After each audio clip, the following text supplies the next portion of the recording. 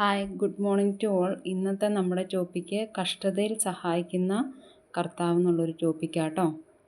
അപ്പോൾ നമുക്കറിയാം, നമ്മുടെയൊക്കെ ജീവിതത്തിൽ ഒരുപാട് കഷ്ടതകളും വേദനകളിലൂടെ ഒക്കെ കടന്നു പോണവരല്ലേ നമ്മൾ ഓരോരുത്തരും.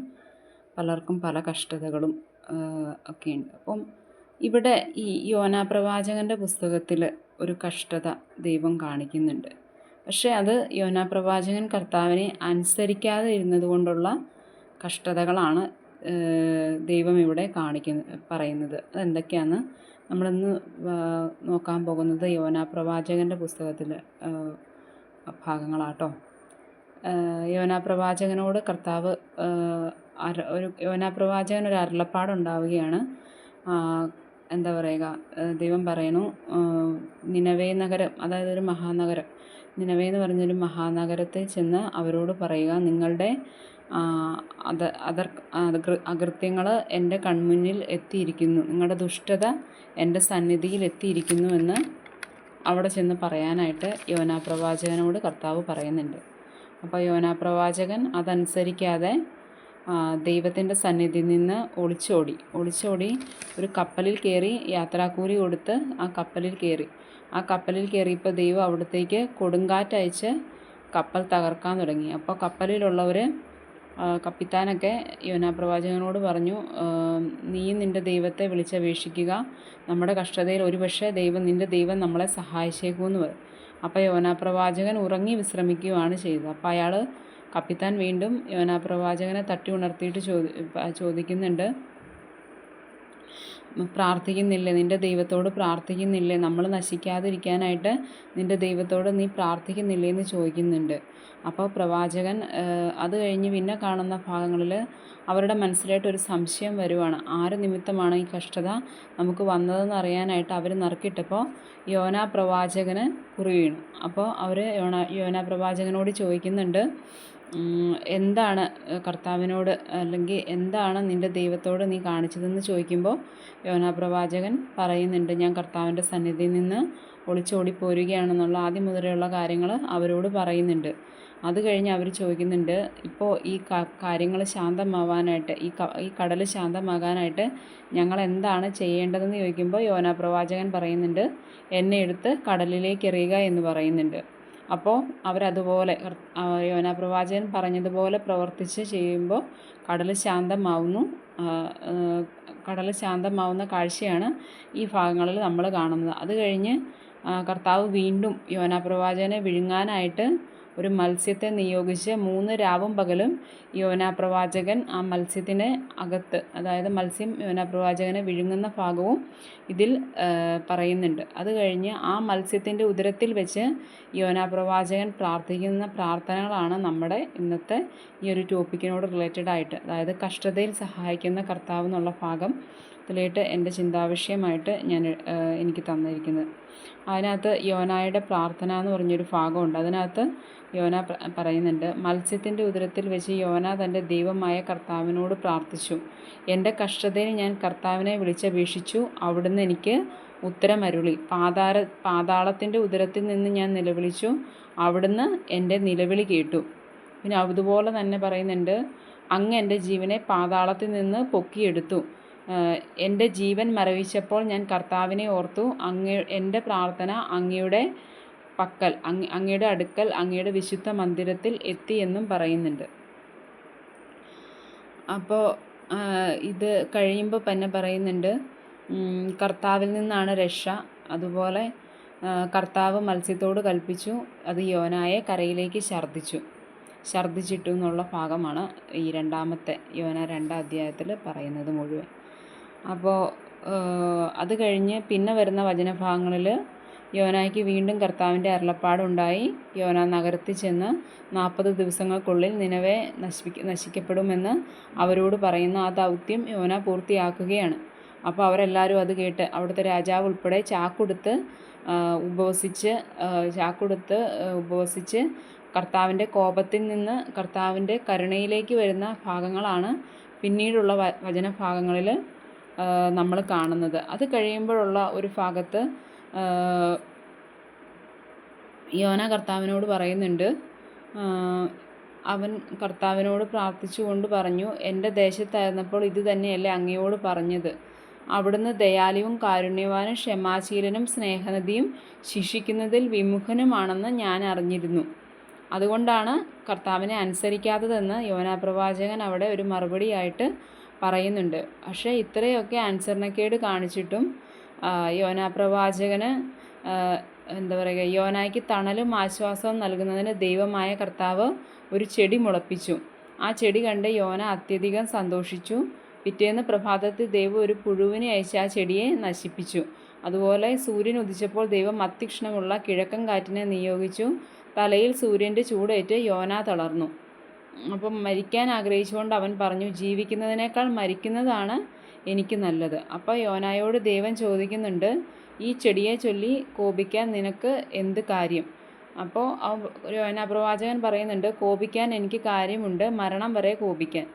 അപ്പോൾ കർത്താവ് ചോദിക്കുന്ന ഒരു ഭാഗമുണ്ട്, ഈ ചെടി ഒരു രാത്രി കൊണ്ട് വളരുകയും അടുത്ത രാത്രി നശിക്കുകയും ചെയ്തു.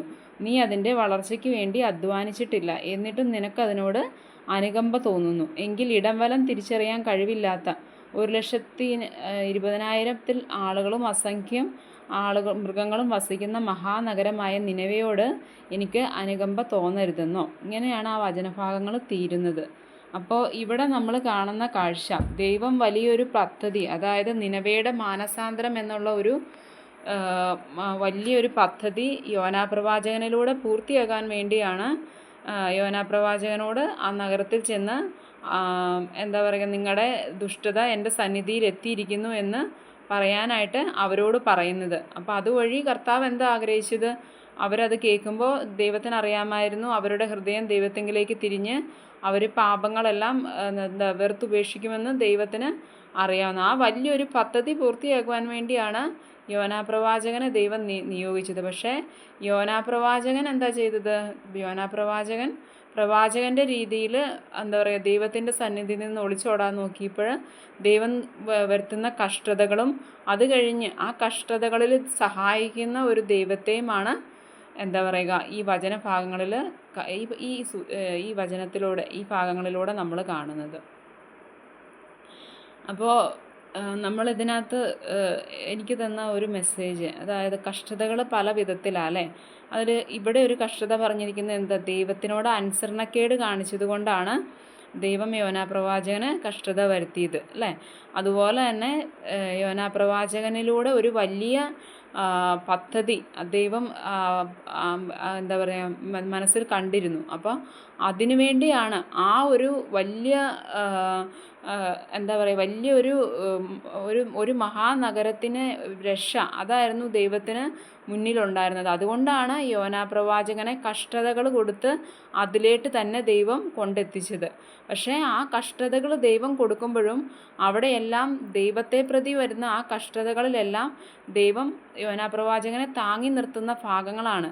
യോനാപ്രവാചകനെ എന്താ പറയുക, നമ്മൾ വായിക്കുന്നുണ്ട് മത്സ്യത്തിൻ്റെ ഉദരത്തിലുള്ള ആ പ്രാർത്ഥനയിൽ പറയുന്നുണ്ട്, എൻ്റെ ജീവൻ മരവിച്ചപ്പോൾ ഞാൻ കർത്താവിനെ ഓർത്തു, എൻ്റെ പ്രാർത്ഥന അവിടുത്തെ വിശുദ്ധ മന്ദിരത്തിൽ എത്തിയെന്ന് ആ വചനഭാഗങ്ങളിൽ കാണുന്നുണ്ട്. അപ്പോൾ നമ്മൾ ഓർക്കുക, നമ്മുടെ കഷ്ടതകളിൽ ഈ ഒരു ഭാഗത്തെ നമ്മൾ നോക്കുവാണെങ്കിൽ ഈ കഷ്ടത ദൈവം അറിഞ്ഞ് യോനാപ്രവാചകന് വരുത്തിയതാലേ. പക്ഷേ അവിടെ ദൈവത്തെ നമുക്ക് കുറ്റം പറയാൻ പറ്റുമോ? ദൈവത്തിന് അതിലും വലിയൊരു പദ്ധതി പൂർത്തിയാക്കുവാൻ വേണ്ടിയാണ് യോനാപ്രവാചകന് ഈ ഒരു കഷ്ടത ദൈവം കൊടുത്തതല്ലേ. അപ്പോൾ അങ്ങനെ കഷ്ടതകൾ കൊടുത്തപ്പോൾ യോനാപ്രവാചകനെ 3 ദിവസം എന്താ പറയുക മത്സ്യത്തിൻ്റെ ഉദരത്തിൽ കഴിയേണ്ടി വന്ന ഒരവസ്ഥ. അതുപോലെ കടലിലേക്ക് യോനാപ്രവാചകനെ എടുത്തെറിയുമ്പോഴത്തേക്കും ഉള്ള ആ ഒരു അവസ്ഥകളിലൂടെ എല്ലാം പ്രവാചകൻ കടന്നു പോയല്ലേ. അപ്പോൾ ആ കഷ്ടതകളെല്ലാം കഴിഞ്ഞ് ദൈവം എന്താ യോനാപ്രവാചകനെ എന്താ പറയുക ആ കഷ്ടതയിൽ നിന്ന് വിടുവിച്ച് ആ മത്സ്യത്തിനോട് കൽപ്പിച്ച് മത്സ്യം യോനാപ്രവാചകനെ കരയിലേക്ക് ഛർദ്ദിച്ചിടുന്ന ആയിട്ട് നമ്മൾ ഈ സുവിശേഷ ഭാഗങ്ങളിൽ കാണുന്നുണ്ട്. അപ്പോൾ ഇവിടെ ഇതിൽ നിന്ന് നമ്മൾ മനസ്സിലാക്കേണ്ടത് എന്താ? നമ്മൾ ദൈവത്തോട് വിശ്വസ്തരായിരിക്കുക, ദൈവത്തിൻ്റെ വാക്കുകൾ നമ്മൾ അനുസരിക്കുക. നമ്മുടെ ജീവിതത്തിൽ നമ്മളോട് ഇതുപോലെ പല സമയങ്ങളും നമ്മുടെ ദൈവത്തോട് അനുസരണക്കേട് കാണിക്കുന്നുണ്ട്. പക്ഷേ അപ്പോഴെല്ലാം ദൈവത്തിൻ്റെ മനസ്സിൽ നമ്മളെക്കുറിച്ച് അതിലും വലിയൊരു കരുതലുണ്ടാവും. അപ്പോൾ ആ ഒരു ഇതിലേക്ക് നമ്മളെ നയിക്കുന്നതിന് വേണ്ടിയാണ് ഇവിടെ ഈ വചനഭാഗങ്ങളിൽ യോനാപ്രവാചകൻ എന്തുകൊണ്ടാണ് കഷ്ടതകൾ കൊടുത്തത്? ആ ഒരു വലിയ ദൈവത്തിൻ്റെ ആ ഒരു വലിയ ദൗത്യം യോനാപ്രവാചകൻ പൂർത്തീകരിക്കണം. അതിനുവേണ്ടിയാണ് യോനാപ്രവാചകന് അങ്ങനെ ഒരു കഷ്ടത വരുത്തിയത്. പക്ഷേ ആ കഷ്ടതയിൽ ദൈവം യോനാപ്രവാചകനെ കൈവിടുന്നുണ്ടോ? എന്നേക്കുമായിട്ട് യോനാപ്രവാചകനെ കൈവിടുന്നുണ്ടോ? ഇല്ലല്ലോ. ദൈവം രക്ഷകനായിട്ട്, ദൈവം സഹായകനായിട്ട് വരുന്ന ഒരു കാഴ്ചകളാണ് ഈ സുവിശേഷ ഭാഗങ്ങളിൽ കാണുന്നത്. അപ്പം നമ്മുടെ കഷ്ടതകളിൽ നമ്മൾ ആദ്യം ആരെയാണ് ഓർക്കേണ്ടത്? നമ്മുടെ ദൈവത്തെയാണ് നമ്മൾ ഓർക്കേണ്ടത്. അപ്പം നമ്മുടെ ദൈവത്തിന് നമ്മുടെ കഷ്ടതകളിൽ സഹായിക്കാൻ കഴിയുന്ന, ഈ വചനഭാഗങ്ങളിൽ തന്നെ പറയുന്നുണ്ട്, കർത്താവിൽ നിന്നാണ് രക്ഷ എന്ന് പറയുന്നുണ്ട്. അപ്പോൾ നമ്മളെ സഹായിക്കാൻ കഴിയുന്ന, നമ്മളെ താങ്ങി നിർത്താൻ കഴിയുന്ന, നമ്മളെ ആശ്വസിപ്പിക്കാൻ കഴിയുന്ന നമ്മുടെ ദൈവത്തെ ആയിരിക്കണം നമ്മുടെ കഷ്ടതകളിൽ നമ്മൾ നമ്മുടെ